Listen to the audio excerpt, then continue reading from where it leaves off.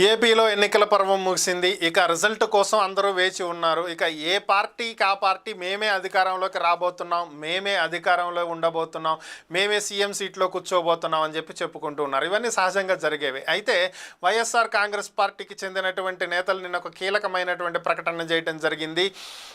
ఎన్నికల ఫలితాల అనంతరం ఫలితాలు కనుక చూసినట్లయితే వైఎస్ఆర్ కాంగ్రెస్ పార్టీ భారీ విజయాన్ని సాధించేటువంటి అవకాశం ఉందని, ఈ విజయం తర్వాత జగన్ మాట ఇచ్చినటువంటి ప్రకారం విశాఖలో ప్రమాణ స్వీకారం చేస్తారని జూన్ 9వ తేదీ ఉదయం 9:38 విశాఖ నుంచి ఆయన ప్రమాణ స్వీకారం చేయడం జరుగుతుంది అని చెప్పి ఆ పార్టీ ప్రకటించడం జరిగింది. అయితే ఇక్కడ జగన్ మాట ఇచ్చినట్లు విశాఖలో ప్రమాణ స్వీకారం చేయటం కాదు కదా ఏపీ ప్రజలకు కావాల్సింది. ఏపీ ప్రజలు కోరుకుంటున్నది ఏంటి? ఒక రాజధాని. అయితే అమరావతిగా ఉన్నటువంటి రాజధానిని 3 ప్రాంతాల సమగ్ర అభివృద్ధి కోసం 3 రాజధానులుగా విభజిస్తాము. పరిపాలనా రాజధాని, శాసన రాజధాని, న్యాయ రాజధాని అని చెప్పుకుంటూ వచ్చారు. దీని ప్రకారం విశాఖ నుంచి పరిపాలన సాగిస్తాము, పరిపాలనా రాజధాని విశాఖగా ఉంటుంది అని చెప్పడం జరిగింది. ఇక్కడ ప్రమాణ స్వీకారం అనేది ఎక్కడైనా చేయొచ్చు.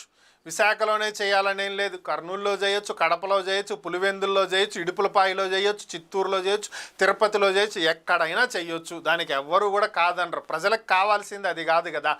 కోర్టు కేసుల దృష్ట్యా 3 రాజధానుల బిల్లుని సాంకేతిక లోపాలున్నాయంటూ వెనక్కి తీసుకోవడం జరిగింది. ఇప్పటి వరకు దాని మీద ఒక అడుగు ముందుకు పడలేదు.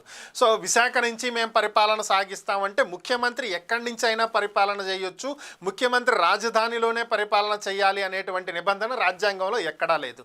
ఇంకా గట్టిగా మాట్లాడితే రాజ్యాంగంలో రాజధాని అనేటువంటి అంశమే లేదు. సో ముఖ్యమంత్రి ఎక్కడి నుంచైనా పరిపాలన చేయొచ్చు.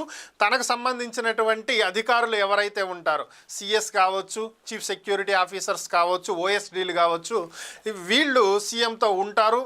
వీరు సంబంధిత పరిపాలన డిపార్ట్మెంట్లకి, హెచ్ఓడీలకి ఆదేశాలు జారీ చేస్తారు. అయితే పరిపాలనా రాజధాని పూర్తిగా విశాఖకు వెళ్ళాలి అంటే అన్ని శాఖల హెచ్ఓడీలు విశాఖకు తరలి వెళ్ళాలి. కానీ ఆ పరిస్థితి లేదు. కోర్టును ఇచ్చినటువంటి స్టేటస్ కో దృష్ట్యా యథావిధి పరిస్థితి కొనసాగుతుంది. ఇక్కడ జగన్ గారు మాట ఇచ్చిన ప్రకారం జరగాలి అంటే పరిపాలనా రాజధాని విశాఖగా ఏర్పడాలి, విశాఖ నుంచి పరిపాలన కొనసాగించాలి. కానీ పరిస్థితి అది లేదు కదా. ప్రమాణ స్వీకారం ఎక్కడి నుంచి చేస్తారనేది ప్రజలు అడగట్లేదు.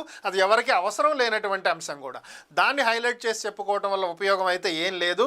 మరి ఏపీకి అసలు ఏది రాజధానో తెలియనటువంటి పరిస్థితుల్లో ఏపీ ప్రజలు కొట్టుమిట్టాడుతున్నటువంటి నేపథ్యంలో ఈసారైనా దీని మీద క్లారిటీ వస్తుందా అనేది అయితే చూడాల్సినటువంటి అంశం. ఇక జగన్మోహన్ రెడ్డి గారు ముఖ్యమంత్రిగా ప్రమాణ స్వీకారం చేసిన తర్వాత మొట్టమొదటి ఫైల్ దేని మీద సంతకం చేస్తారు అంటే వాలంటీర్ వ్యవస్థని ప్రస్తుతం పక్కన పెట్టేశారు కదా ఎలక్షన్ కోడ్ దృష్ట్యా. మరలా వీరిని విధుల్లోకి తీసుకువచ్చేటువంటి ఫైలు, అలాగే వారి జీత భత్యాలు పెంచేటువంటి ఫైల్, వీటి మీద సంతకాలు చేస్తారనేటువంటి ఊహాగానాలు వినిపిస్తున్నాయి. మరి ఇవి ఎంతవరకు సాధ్యాలు అనేది వేచి చూడాలి.